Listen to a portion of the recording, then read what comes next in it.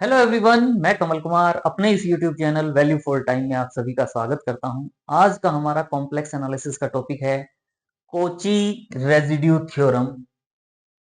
Kochi residue theorem जो है वो हमारा मोस्ट मोस्ट इंपॉर्टेंट रिजल्ट है, जिसको आज हम डिस्कस करेंगे और इससे रिलेटेड कुछ इंपॉर्टेंट एग्जांपल्स होंगे जिनको हम डिस्कस करेंगे।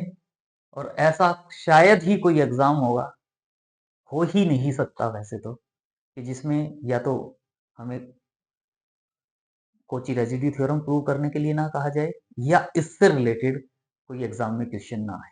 तो कोई भी एग्जाम हो जिसमें हमारा कॉम्प्लेक्स एनालिसिस का सिलेबस होगा, उसमें इससे रिलेटेड क्वेश्चन आता ही आता है। और जो थ्योरम का प्रूफ आप देखेंगे बिल्कुल इजी प्रूफ है, इजी सॉल्यूशन है, इजीली आप इसको अंडरस्टैंड कर सकते हैं। बस एक बार पता होना चाहिए कि करना क्या है।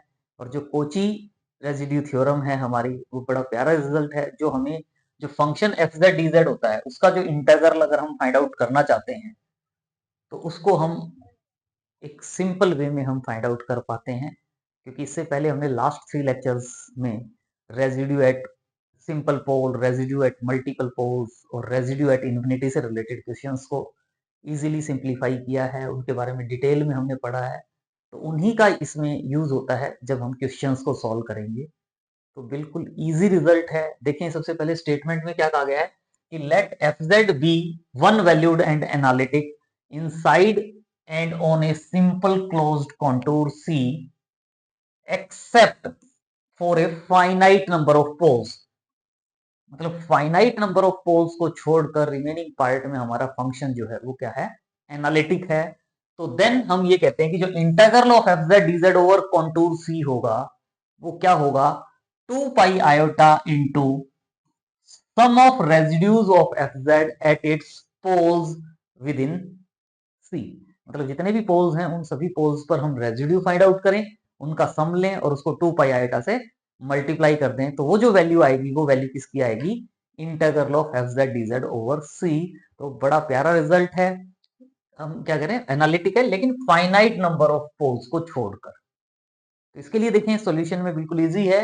लेट हमने सपोज कर लिया कि फाइनाइट नंबर ऑफ पोल्स हैं, तो वो क्या है, a1 a2 and so on an। Let a1 a2 an be the poles of fz inside c। इनकी मल्टीप्लिसिटी हो सकता है, इसकी मल्टीप्लिसिटी 4 हो, उसकी मल्टीप्लिसिटी 5 हो, लेकिन ये डिफरेंट है, a1 a2 an अलग अलग हैं, इनकी डिफरेंट मल्टीप्लिसिटी हो सकती है। लेकिन ये ऐसे पॉइंट्स हैं, ये ऐसे पॉइंट्स हैं जहां हमारा पोल एग्जिस्ट करता है इनसाइड सी।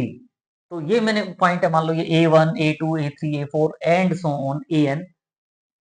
तो इन पर हमारे पास पोल है। Draw a set of circles gamma R and radii epsilon.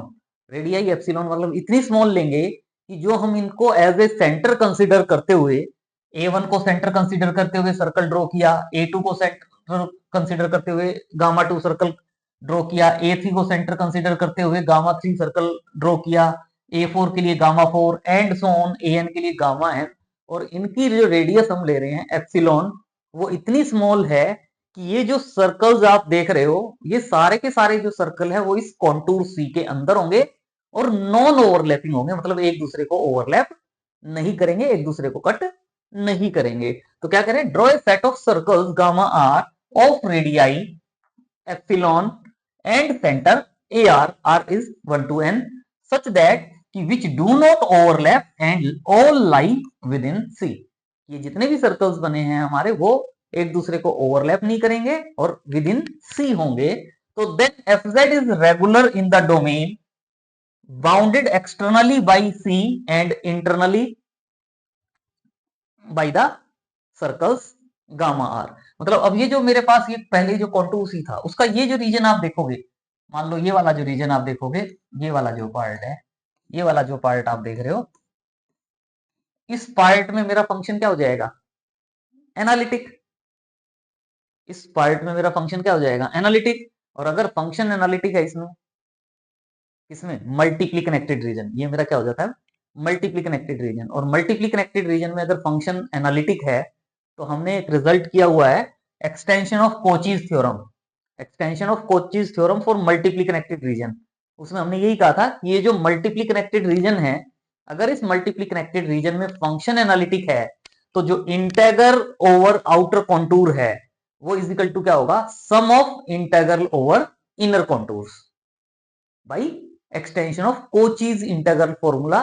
कि अगर ये जो मल्टीप्ली कनेक्टेड रीजन है, जो हमारा ये शेडेड वाला जो पार्ट आप देख रहे हो, ये वाला जो पार्ट आप देख रहे हो, तो इसमें हम extension of Cauchy's integral formula जो था, Cauchy's theorem, sorry, extension of Cauchy's theorem for multiply connected region की integral of F Z D Z over C is equal to integral along gamma 1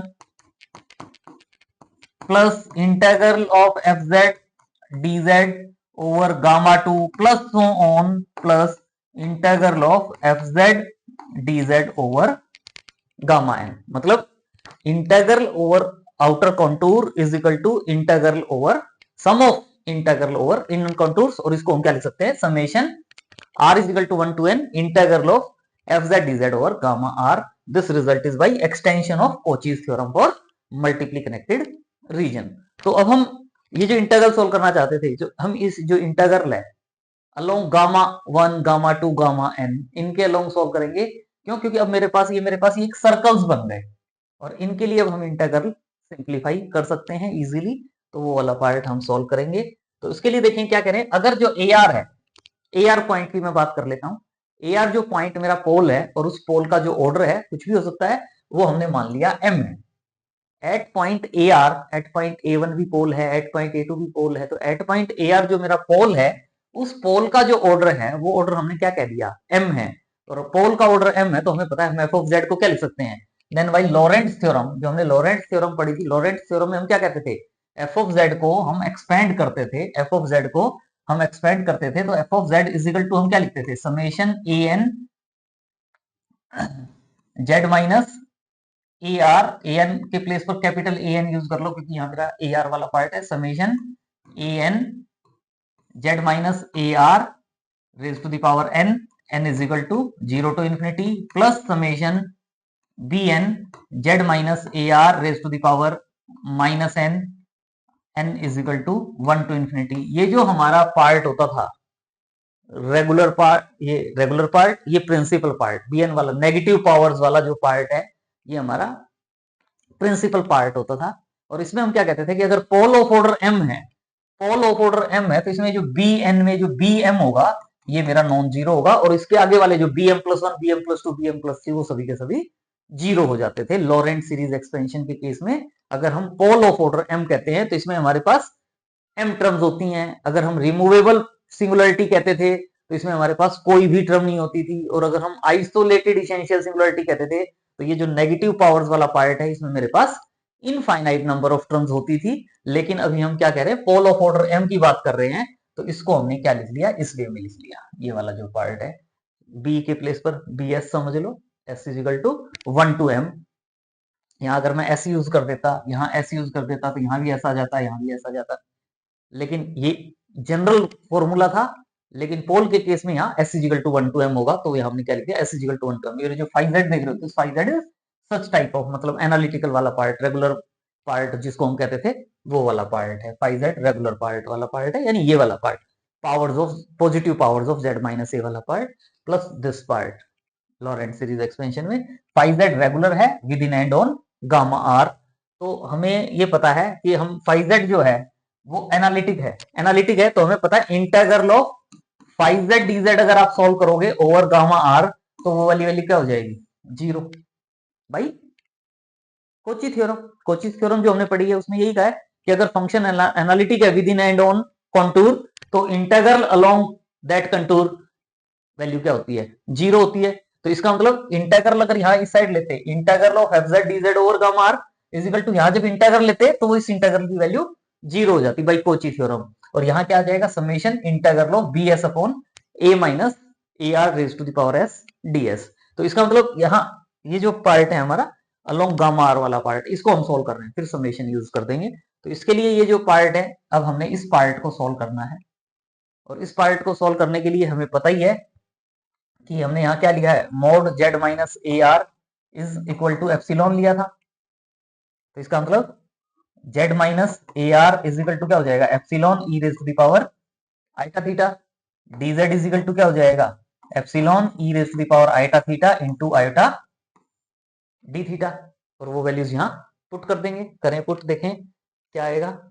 अगर यहाँ पुट करते हैं तो इस वाले पार्ट में विदाउट समेशन, केवल मैं इस पार्ट की एक बार आपको बात कर रहा हूं, तो क्या हो जाएगा, इंटीग्रल ऑफ क्या होगा, b s upon z minus a r. Z minus a r की वैल्यू ये होगी, यानी और पावर क्या है, एस है, तो इसका मतलब epsilon raise to the power s into e raise to the power iota s theta into dz है।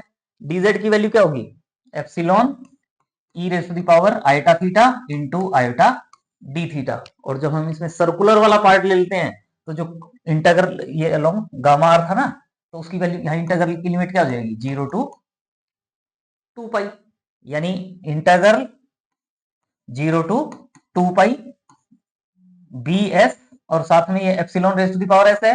Epsilon raise to the power क्या हो जाएगा, 1 माइनस एस न्यूमरेटर में जाएगा, तो into e raise to the power iota theta ही, iota s theta है, तो iota into 1 minus s theta into iota d theta हो जाएगा। और ये इसमें जो पार्ट आप देख रहे हो, ये वाला जो पार्ट है, ये वाला पार्ट फ्री फ्रॉम थीटा है, ये भी फ्री फ्रॉम थीटा है, e raise to the power iota 1 minus s theta d theta. इसमें आपको पता है कि ये जो इसका इंटीग्रल अगर आप सॉल्व करते हो, integral of e raise to the power iota into 1 minus s theta d theta 0 to 2 pi, इस इंटीग्रल को अगर आप सॉल्व करते हो तो आपको पता है इस इंटीग्रल की वैल्यू 2 पाई होती है। कब, जब s इजिकल टू 1 है, और 0 होती है जब s जो है वो 1 के इक्वल नहीं होता। ये जो इंटीग्रल है, इसको आप पहले भी कई बार सॉल्व कर चुके हो, सिंपल सा इंटीग्रल होता है। s की वैल्यू अगर 1 पुट करोगे तो e raise to the power 0 हो जाएगा, यानी 1 डी थीटा। 1 डी थीटा का integration theta upper limit minus lower limit करोगे तो 2 पाई आ जाएगा, यानी ये वाली वैल्यू 2 पाई आ जाती है। और एस अदर देन 1 है, तो इसका मतलब ये वैल्यू नॉन जीरो होगी, इसको m समझ लेना। और e raise to the power i time theta का integration, e raise to the power i time theta का इंटीग्रेशन क्या होता है, e raise to the power i time theta upon i time, और फिर upper limit minus lower limit put करोगे तो वो वाली वैल्यू 0 आ जाती है। बच्चों का काम है, वो आप कर सकते हो। तो यही वाला जो पार्ट है, यही हम आगे यहाँ ये जो पार्ट है इसकी जो वैल्यू है वो हम ये पुट करेंगे। और लेकिन साथ में हमें पता है कि ये वाली वैल्यू यहाँ क्या है, s is equal to 1 to m है, s is equal to 1 to m है, तो s is equal to 1 to m है, तो केवल जब एस की वैल्यू 1 होगी तो यहाँ वैल्यू आएगी 2 पाई। और अगर एस की वैल्यू नॉन जीरो है, सॉरी नॉट इक्वल टू 1 है, तो ये वैल्यू जीरो होगी। जो 1 टू एम है, तो 1 टू एम में 1 2 3 एम पुट करेंगे तो 2 3 4 एम पुट करेंगे तो जीरो हो जाएगी। एस की वैल्यू 1 पुट करेंगे तो यानी ये वाला पार्ट तो आएगा ही आएगा, और ये वाला पार्ट क्या बन जाएगा, एस की वैल्यू 1 पुट करेंगे तो ये क्या हो जाएगा, b1 epsilon raise to the power 1 minus 1 zero, e raise to the power epsilon raise to the power 0 1 हो जाएगा, into iota theta 2 pi iota, यानी b1 इंटू 2 पाई आयोटा आ जाएगा। ये इस की वैल्यू आ जाएगी b1 इंटू 2 पाई आयोटा। और ये जो b1 होता है, b1 जो फर्स्ट कोफिशिएंट होता है, कोफिशिएंट ऑफ क्या होता है, 1 upon z minus a are. ये क्या होता है, b1 क्या होता है, coefficient of 1 upon z minus a are. इसको हम पहले लास्ट 3 लेक्चर्स में काफी डिटेल में डिस्कस कर चुके हैं। और इस b1 को हम क्या कहते थे, residue at z is equal to a r, residue at z is equal to a r. तो यही जो बात हमने कही है,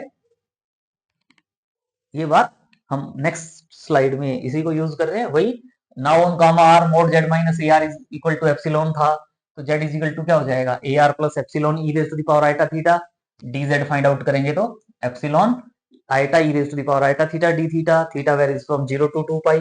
तो ये जो इंटीग्रल था समेशन में, ये वाला पार्ट, और इसकी वैल्यू हमने कही है 0 if s is not equal to 1, 2 pi this. तो इस पार्ट को अगर आप सॉल्व करते हो तो क्या आ जाता है, 2 pi iota b1, 2 pi iota b1, यानी इसका मतलब इंटीग्रल ये जो वैल्यू है वो क्या आ जाती है, 2 पाई आयोटा इंटू b1। और b1 का मतलब क्या होता है, residue of F z at z is equal to a r, residue of F z at z is equal to a r. और ये हमारे पास इक्वेशन 1 में यही था, ये इंटीग्रल इजिकल टू समेशन, ये integral is equal to summation this. और ये वाली वैल्यू हमने क्या प्रूव कर दी, 2 pi iota into residue of F z at z is equal to a r. तो यहां पुट कर देते हैं और ये हमारा आंसर आ गया, यही है। तो integral of F Z D Z over C क्या हो गया, summation r is equal to 1 to n 2 pi iota into residue of F z at z is equal to a r. 2 pi iota को समेशन के आउटसाइड ले आए, और ये क्या हो गया, summation residue of F z at z is equal to a r. R की वैल्यू 1 पुट करोगे तो रेजिड्यू एट ए1, आर की वैल्यू 2 पुट करोगे तो रेजिड्यू एट A2, आर की वैल्यू n पुट करोगे तो रेजिड्यू एट AN, या क्या कह सकते हो, sum of residues at its poles. तो क्या होगा 2 pi iota into sum of residues of f z at its pole. लेकिन साथ में ये बात भी ध्यान रखना चाहिए, जो पोल्स हैं वो इनसाइड सी की बात हो रही है। जो फॉर्मूला बनता है integral of f z dz over c, 2 pi iota into sum of residues at its poles, अगर हम ध्यान रख लेते हैं तो उसमें कई बार आगे हम क्वेश्चन सॉल्व करेंगे तो उसमें ये पॉइंट क्लियर हो जाएगा कि ये जो इंटीग्रल का फॉर्मूला है उसमें हम जो रेजिड्यूज फाइंड आउट करते हैं पोल्स पर और उसको 2 पाई आइटा से मल्टीप्लाई करते हैं, तो केवल उन पोल्स पर रेजिड्यूज फाइंड आउट करने की बात करते हैं जो इनसाइड कॉन्टूर सी होते हैं, उन पर ही हम रेजिड्यूज फाइंड आउट करते हैं और इसमें यूज करते हैं। क्योंकि आप देखेंगे आगे क्वेश्चंस में पोल्स जो है वो आउटसाइड कॉन्टूर भी आ जाते हैं, तो उन पर हम ये जब रिजल्ट यूज करेंगे तो इस रिजल्ट को आप ध्यान रखेंगे, केवल हम रेजिड्यूज उन पोल्स पर फाइंड आउट करेंगे जो इनसाइड सी होंगे, और वो जो पोल्स पर रेजिड्यूज होंगे, जितने भी पोल्स होंगे इनसाइड सी, उन सब पर रेजिड्यूज फाइंड आउट करके ऐड उनका सम फाइंड आउट करेंगे और उसको 2 पाई आइटा से मल्टीप्लाई कर देंगे, तो वो जो वैल्यू होगी वो वैल्यू हमारी किसकी हो जाएगी, integral of F Z D Z over C. ये हमारा थ्योरम का प्रूफ है, बिल्कुल इजी प्रूफ है, एक रीडिंग में ही समझ में आ जाता है, इसमें कुछ है ही नहीं, अपने आप भी कर सकते हो, लेकिन पहले पता हो कि बिल्कुल इजी है तभी तो करोगे। तो इसलिए मैं हमेशा कहता हूं कि कोई भी रिजल्ट है एक बार हम उसकी एक रीडिंग जरूर लेके देखें, पता चलता है, कई बार हम उसको टच ही नहीं करते तो लगता पता नहीं उसमें क्या होगा। ये जो रेजिड्यू से रिलेटेड लास्ट 3 लेक्चर्स हमने किए हैं और जो कोची रेजिड्यू थ्योरम आज हम कर रहे हैं, नेक्स्ट लेक्चर में भी हम इससे रिलेटेड कई जो है एग्जामिनेशन पॉइंट ऑफ व्यू से भी इंपॉर्टेंट एग्जांपल्स हैं उनको हम डिस्कस करेंगे। तो बिल्कुल इजी टॉपिक है, सिंपल मैथमेटिकल कैलकुलेशन है, बस हमें ये पता होना चाहिए हाउ टू सॉल्व, और इसी बात पर लाइक भी बनता है और कमेंट भी करना, और आप एक बार इसमें आगे भी देखें, इससे रिलेटेड जो एग्जांपल्स हैं वो अगर हम करेंगे तो उससे हमें और क्लियर हो जाएगा कि क्या कहना चाहते हैं। तो जैसे देखें इसमें जनरली जो हमारे पास रिजल्ट है इसमें क्या कहा गया है, by the method of calculus of residue, इसने कह दिया तो कैलकुलस ऑफ रेजिड्यू मतलब रेजिड्यू वाले से करेंगे, और भी हम डिफरेंट मेथड से भी इस क्वेश्चन को सॉल्व कर सकते हैं। Solve the integral dz upon z square minus 1 where c is the circle mod z is equal to 3। इस पर हम इस क्वेश्चन को सॉल्व करना चाहते हैं। तो हमें कोची रेजिड्यू थ्योरम पता ही है कि हमारा ये जो फंक्शन है 1 अपॉन जेड स्क्वायर माइनस 1, इसको हम एफ ऑफ जेड कह दें, तो इसके पोल्स फाइंड आउट करेंगे, लेकिन वही पोल कंसिडर में लेंगे जो इनसाइड सी होंगे। तो इसके लिए देखें let F Z is equal to 1 upon z square minus 1, या जेड स्क्वायर माइनस 1 को क्या कह सकते हैं, Z minus 1 into z plus 1। और पोल्स ऑफ एफ जेड अगर फाइंड आउट करना चाहते हैं तो बच्चे बच्चे को पता है कि एफ ऑफ जेड के पोल्स फाइंड आउट करने के लिए हम क्या करते हैं कि जो ये डिनोमिनेटर है इस डिनोमिनेटर को इक्वल टू 0 पुट करते हैं, यानी z minus 1 into z plus 1 is equal to 0 put करते हैं, और आपको पता है जेड की वैल्यू क्या आ जाती है, प्लस माइनस 1। तो z is equal to plus minus 1, ये पोल्स हैं। लेकिन अभी ये जो है हम डायरेक्ट इन पर रेजिड्यूज फाइंड आउट करना नहीं स्टार्ट कर देंगे, अरे हमें तो पता है कि ये जो इंटीग्रल है is equal to 2 pi iota into sum of residues, और हमें तो 1 पर भी रेजिड्यू फाइंड आउट करना आता है और माइनस 1 पर भी, दोनों पर रेजिड्यू फाइंड आउट करना आता है, कर दो फाइंड आउट। लेकिन देखो क्या ये दोनों के दोनों इनसाइड सी हैं, इनसाइड सी मतलब जो mod z is equal to 3 है, mod z is equal to 3 आपको पता है क्या होता है कि ये एक सर्कल है जिसका सेंटर ओरिजिन है और रेडियस 3 है, तो वैल्यूज क्या ही है प्लस माइनस 1, तो 1 यहां होता है और माइनस 1 यहां होता है, तो इसका मतलब ये दोनों के दोनों इनसाइड सी हैं, दोनों के दोनों है तो दोनों पे कर लेंगे, क्या फर्क पड़ता है। और एक और मेथड होता है कि इसमें आप वैल्यू पुट करके देखो, और इनसाइड वाला पार्ट का मतलब क्या हो जाता है, mod z is less then 3, interior part अगर हम कहें तो वो ज्यादा mode z is less then 3। तो इसमें जो ये वैल्यूज आई हैं 1 और माइनस 1, वो पुट करके देख लो जेड की वैल्यू 1 और माइनस 1 क्या इसको सेटिस्फाई करती हैं, अगर सेटिस्फाई करती है तो इसका मतलब इनसाइड सी है, और अगर सेटिस्फाई नहीं करती तो जो भी पॉइंट इसको सेटिस्फाई नहीं करेगा वो आउटसाइड हो जाएगा। अच्छी बात है, जितने पॉइंट आउटसाइड होंगे वहां में रेजिड्यू फाइंड आउट नहीं करने पड़ेंगे। तो हमें पता है कि दोनों के दोनों पॉइंट्स जो है वो इनसाइड सी है, यानी दोनों जो पोल्स हैं मेरे वो इनसाइड सी हैं। तो इसका मतलब जो कोची रेजिड्यू थ्योरम कहती है, कोची रेजिड्यू थ्योरम क्या कहती है, integral of F Z is equal to क्या होगा, 2 pi iota into sum of residues at its poles. इसका मतलब residue at z is equal to 1 भी सॉल्व करेंगे of F z, plus residue at z is equal to minus 1 of f of z. मतलब इन दोनों values को find out करो, दोनों को ऐड कर दो और 2 पाई आइटा से मल्टीप्लाई कर दो, आंसर आ जाएगा। बताओ क्या करना है। और रेजिड्यू तो पता ही है आपको, residue at z is equal to 1 find out करना है। आपको पता है जेड इजिकल टू 1 पर ये जो मेरा ये क्या है, सिंपल पोल है, पोल ऑफ ऑर्डर 1 है। तो residue at z is equal to z not अगर कहते हो, residue at z is equal to z not f z क्या कहते हो, limit z tends to z not z minus z not into f z, यही तो कहते हो। बस जेड नॉट की वैल्यू क्या पुट कर दी, 1। Limit z tends to z not z minus z not into f of z कहते हो। तो limit z tends to 1 z minus 1 into f of z की वैल्यू ये है। तो जेड माइनस 1 से जेड माइनस 1, जब यहाँ एफ ऑफ जेड की वैल्यू पुट करोगे क्या, 1 upon z minus 1 into z plus 1। तो जेड माइनस 1 से जेड माइनस 1 कैंसिल हो जाएगा। Limit z tends to 1 1 upon z plus 1, 1 plus 1 2 यानी 1 अपॉन 2। क्या है बताओ, रेजिड्यू फाइंड आउट करना। फिर सिमिलरली एट माइनस 1 कहोगे, तो माइनस 1 कहोगे तो लिमिट क्या है यार, जेड टेंड्स टू माइनस 1 है ये limit, limit z tends to minus 1 Z plus 1, क्योंकि क्या होता था जेड माइनस जेड नॉट, लेकिन जेड नॉट की वैल्यू क्या पुट करोगे, माइनस 1, तो माइनस माइनस प्लस 1 हो जाएगा, Z plus 1 into f Z, और एफ जेड में जो जेड प्लस 1 डिनोमिनेटर में होगा वो कैंसिल हो जाएगा। Limit z tends to minus 1 1 upon z minus 1, z की वैल्यू क्या पुट करोगे, माइनस 1 माइनस 1 माइनस 1 माइनस 2 यानी माइनस 1 अपॉन 2। तो ये क्या आ गया, residue at z is equal to minus 1/2। तो मुझे, मैंने यही तो कहा था, इंटीग्रल की वैल्यू क्या होगी, 2 पाई आइटा इंटू ये वैल्यू प्लस ये वैल्यू क्या है हाफ, और ये वैल्यू क्या है माइनस हाफ, हाफ और हाफ कैंसिल हो जाएगा, zero. 2 pi iota into zero zero, मतलब इस इंटीग्रल की वैल्यू क्या आ जाएगी, जीरो, मतलब इस इंटीग्रल की वैल्यू क्या आ जाएगी, जीरो। यही तो है, sum of residues at its pole क्या है, जीरो। तो इंटीग्रल क्या था, 2 pi iota into sum of residues at its poles, 2 pi iota into zero, 2 pi iota into zero मतलब जीरो, आंसर आ गया। तो इसी टाइप के तो क्वेश्चंस हैं, सभी क्वेश्चंस इसी टाइप के हैं, लेकिन हमने जो क्वेश्चंस लिए हैं थोड़ा सा सोच समझ के भी लिया आपके लिए, और जो इसके बाद वाला क्वेश्चन करोगे वो तो कमाल का ही क्वेश्चन होगा, सारे जो आज तक के हमारे कॉन्सेप्ट हैं सबको क्लियर कर देगा। देखें, इंपॉर्टेंट क्वेश्चन है ये भी हमारा, क्योंकि जो हमने पहले किया उसी टाइप का है, थोड़ा सा स्लाइड चेंज है बस। क्या करें, evaluate 1/2 pi integral of F Z, भाई इसको मैं एफ जेड कह दूं, तो मैं ये वाला पार्ट तो सोल्व कर ही सकता हूँ कोची रेजिड्यू थ्योरम से, और उसको 1/2 पाई से मल्टीप्लाई कर देंगे बाद में।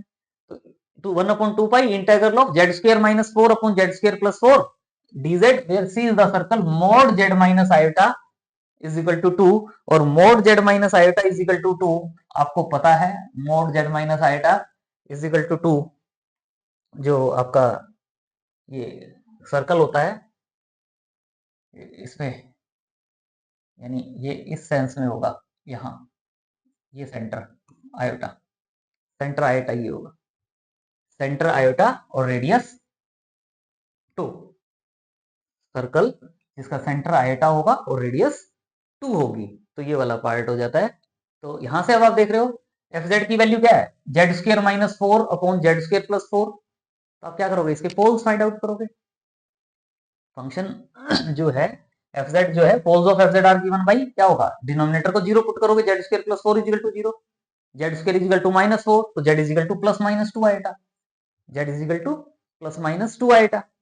वैसे तो अगर हमने ये डायग्राम बना लिया तो यहाँ से देखो प्लस 2 आएगा, कहाँ होगा प्लस 2 आएगा, 2 आएटा आपको पता है ये आएटा है, तो यहाँ मेरा क्या मिलेगा 2 आएटा, और माइनस 2 आएटा हमें पता है ये 1 और 1 डिस्टेंस होगी, ये माइनस आएटा पॉइंट मिलेगा, लेकिन माइनस 2 आएटा मेरा यहाँ कहीं मिलेगा, ये माइनस 2 आएटा, इसका मतलब माइनस 2 आएटा जो है वो आउटसाइड हो गया। तो इसका मतलब जो पोल, केवल यहाँ जो ये पोल है मेरा, यही जो पोल है वो इनसाइड सी होगा। और वैसे भी अगर आप चाहते हो तो देखो, यहाँ अगर मैं मोड जेड माइनस आइटा, इसको अगर मैं इस वे में रीड करूं, mod z minus iota is less than 2 की फॉर्म में, तो मैं जब जेड की वैल्यू 2 आइटा पुट करता हूं, तो 2 आइटा माइनस आइटा क्या हो जाएगा, आइटा, और आइटा का मैग्नीट्यूड क्या होता है 1, 1 इज लेस देन 2 होता है, इसका मतलब ठीक है। तो z is equal to 2 iota जो पॉइंट है वो इनसाइड सी होगा। लेकिन अगर मैं यहाँ जेड की वैल्यू माइनस 2 आइटा पुट करता, जेड की वैल्यू माइनस 2 आइटा पुट करता, तो क्या होता, मोड, मोड में माइनस 2 आयोटा माइनस आयोटा, यानी मोड में माइनस 3 आयोटा यानी 3, और वो लेस देन 2, नॉट ट्रू, ये ट्रू नहीं है, तो इसका मतलब ये आउटसाइड चला जाएगा, ये वाली पॉसिबिलिटी नहीं बनेगी, इनसाइड हो। तो जिससे भी आपका मन करे वैसे आप इसको चेक करें, देखना जरूर है कि जो पोल्स आपने फाइंड आउट किए हैं वो इनसाइड सी है या आउटसाइड सी है।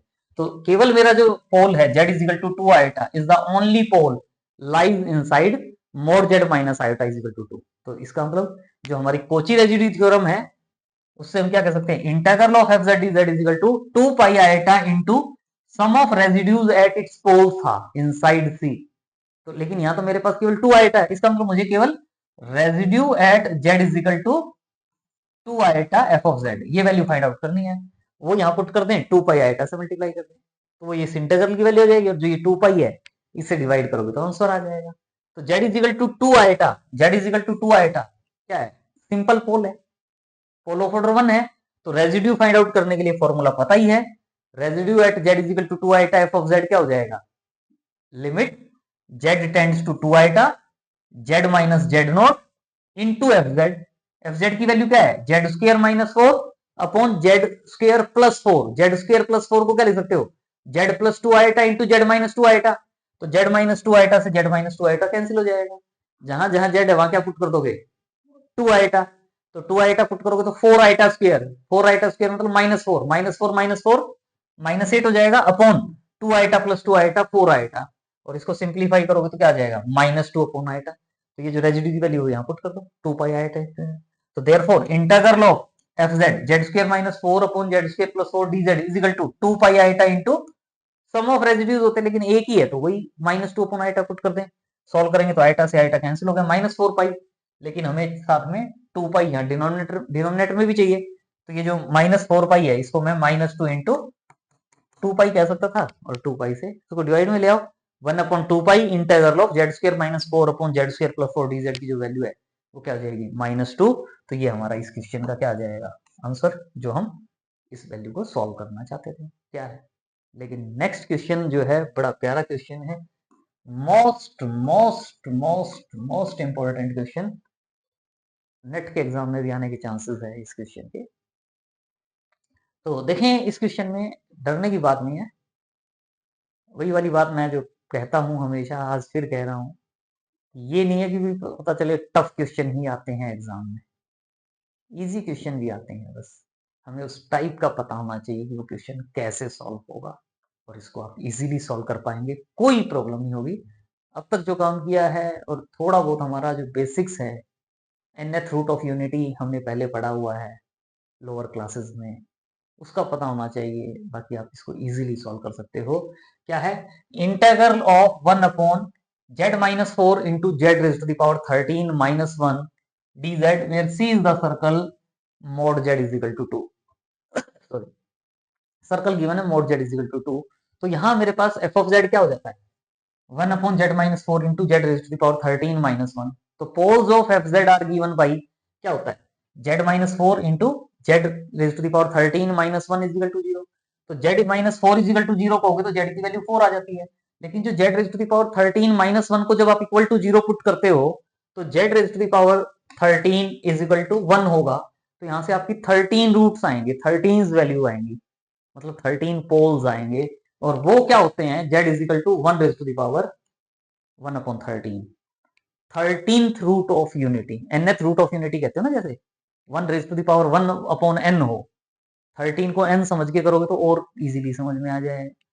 तो इसमें जो रूट्स होते हैं वो कैसे फाइंड आउट करते हो, पहले से 1 है, 1 को क्या लिखते हो, cos theta plus iota sine theta की फॉर्म में, cos theta plus iota sine theta ना लिख के मैं इसको सिस सिस 0 लिख दूं, या 2k pi plus 0 whole raise to the power 1 by 13। तो ये आपको पता है क्या हो जाता है, सिस 2k पाई अपॉन 13। के जो है वो मेरा इंटीजर होता है, के जो होता है वो इंटीजर होता है, और के की वैल्यू अगर आप इसमें k is equal to 0 1 2 and so on 12 put करोगे, के की value 0 1 2 and so on 12 put करोगे तो वो मेरे 13 इसके सॉल्यूशंस आ जाएंगे, 13 रूट्स आ जाएंगे। और अगर एक को मैं, जैसे यहां मैंने यहां सिस 2 पाई बाई 13 है, सिस 2 पाई बाई 13 को अगर मैंने ओमेगा कह दिया, जब मैं इसमें के की वैल्यू 1 पुट करूंगा तो सिस 2 पाई बाई 13 आ जाएगा। अगर मैं उसको ओमेगा कह देता हूं, अल्फा भी कह सकते थे, कोई प्रॉब्लम नहीं है, तो इसके जो रूट्स आएंगे वो क्या आ जाएंगे, 1 omega omega square and so on omega raise to the power 12। क्योंकि ज्यादा डिटेल में नहीं जाना चाहूंगा, क्योंकि आपको पता है 12 के बाद जब k की वैल्यू 13 पुट करोगे तो जो 0 पुट करने से आई थी वैल्यू वही आ जाएगी, 14 पुट करोगे तो k की वैल्यू 1 पुट करने से जो वैल्यू आई थी वही आ जाएंगी, तो रिपीट होती रहेंगी। लेकिन तो हाँ, हमारे पास केवल ये 13 वैल्यूज होंगी और वो ये वाला पार्ट होगा ओमेगा इज इक्वल टू 6 2 पाई/13। तो साथ में अब ये जो रूट पोल्स हैं मेरे, रूट तो थे ही लेकिन साथ में ये पोल्स हैं मेरे, तो एक तो z इज इक्वल टू 4 था और एक ये पोल है। तो आप देख रहे हो जो z is equal to 4 pole है, यहाँ तो मेरा क्या mod z is equal to 2 है, तो जो z इज इक्वल टू 4 है वो तो आउटसाइड चला जाएगा, आउटसाइड दिस सर्कल।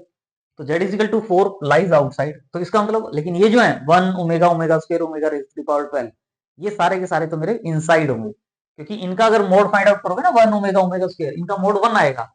और यहाँ मेरे सेंटर 0 है, सेंटर 0 है और रेडियस 2 है, तो 1 वाला जो मैग्नीट्यूड वाले पार्ट आएंगे वो तो अंदर ही आ जाएंगे मेरे पास, इसी के अंदर आ जाएंगे। यहाँ एक यहाँ जाएगा, यहाँ जाएगा, यहाँ जाएगा, यहाँ जाएगा, इनमें आ जाएंगे। सो ये सारे के सारे अंदर हैं।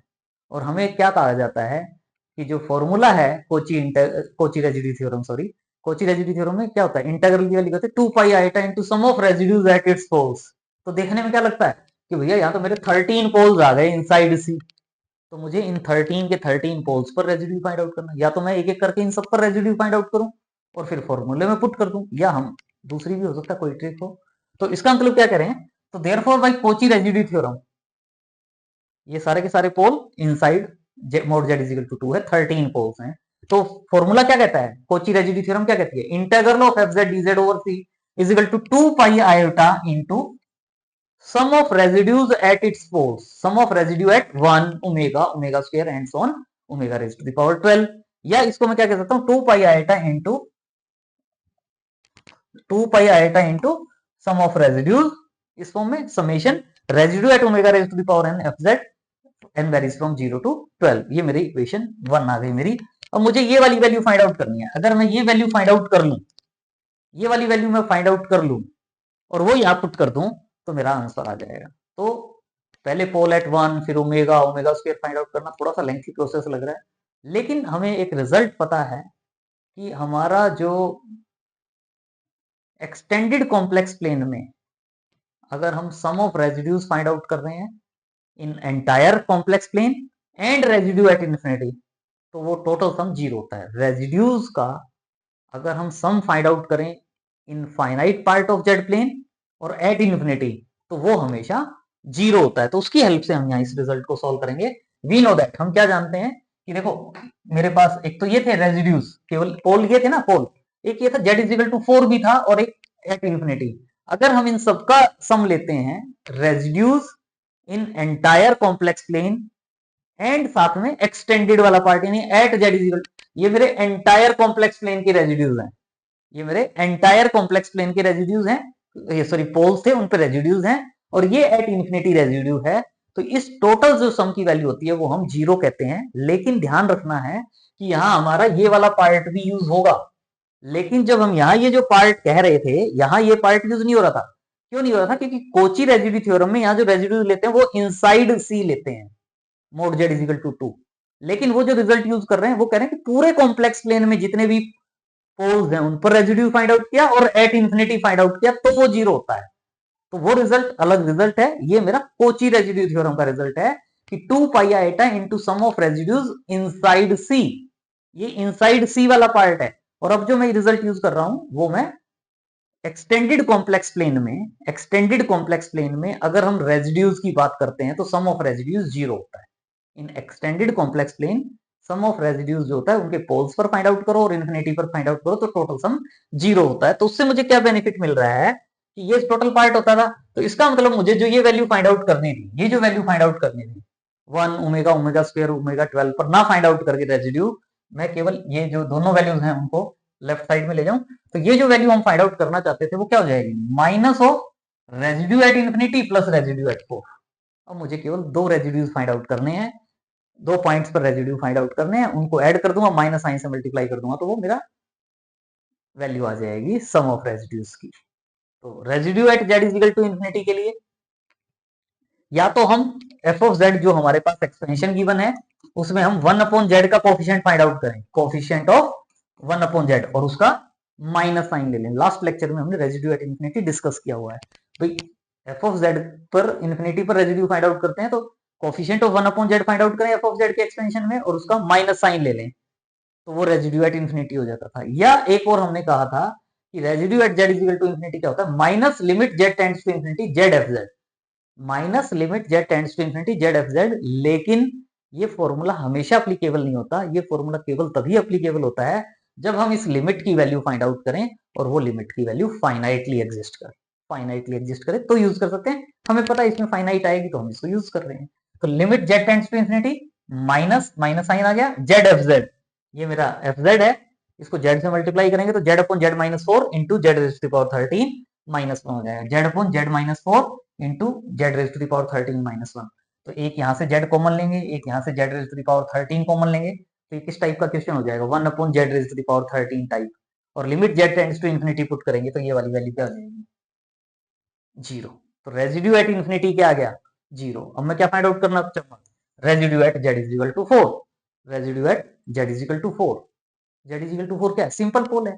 तो सिंपल पोल है तो फॉर्मूला क्या कहता है, limit z tends to 4 Z minus Z note, यानी जेड नोट की value 4 F Z 1 upon this Z minus 4 से जेड माइनस 4 कैंसिल हो जाएगा, जहां जहां जेड है 4 पुट करोगे तो 1 upon 4 is to the power 13 minus 1, तो ये वाली वैल्यू आ जाएगी। और इन दोनों वैल्यूज को हम यहाँ पुट कर सकते हैं तो ये वाला पार्ट आ जाएगा। तो यानी फ्रॉम इक्वेशन 2, ये जो इक्वेशन 2 है, यहां से मेरे पास ये वाली वैल्यू फ्रॉम इक्वेशन 2 से ये सम किसके इक्वल आ जाएगा, minus of this value plus this value, ये तो जीरो हो गया ये वाली वैल्यू, और इसके साथ क्या लग जाएगा, ये मेरा क्या है माइनस साइन, तो ये वैल्यू क्या आ जाएगी minus 1 upon 4 raise to the power 13 minus 1। और ये जो था यहाँ यहाँ जो पार्ट था, ये जो वैल्यू है इसकी वैल्यू में क्या पुट कर सकता हूँ, minus 1 upon 4 raise to the power 13 minus 1, लेकिन साथ में क्या है 2 पाई आईटा और है, इससे मल्टीप्लाई करेंगे तो क्या आ जाएगा integral of F Z D Z over C, यानी जो हम सॉल्व करना चाहते थे। तो from equation 1, from 1 integral of F Z D Z over C is equal to 2 pi iota into this value थी तो minus 2 pi iota upon 4 raise to the power 13 minus 1। कितना इजी क्वेश्चन है, कितना प्यारा क्वेश्चन है, मजा आ जाता है इस क्वेश्चन को करके। इसी बात पे लाइक कर दें, नहीं किया तो आई होप कर चुके होंगे अब तक, नहीं किया तो जाते जाते लाइक भी कर देना और कमेंट बॉक्स में जरूर मेंशन करना कि आपको आज का लेक्चर, आज का वीडियो कैसा लगा। चैनल सब्सक्राइब नहीं किया तो सबसे पहले चैनल को सब्सक्राइब करें, बेल आइकन भी प्रेस कर लेना ताकि जब भी कोई नया वीडियो अपलोड होगा तो उसकी नोटिफिकेशन आपको डायरेक्ट मिल पाए। और अपने फ्रेंड सर्कल में भी वीडियो को शेयर करें, उन्हें भी मोटिवेट करें कि वो भी चैनल को सब्सक्राइब करें। Thanks for watching, see you in next video.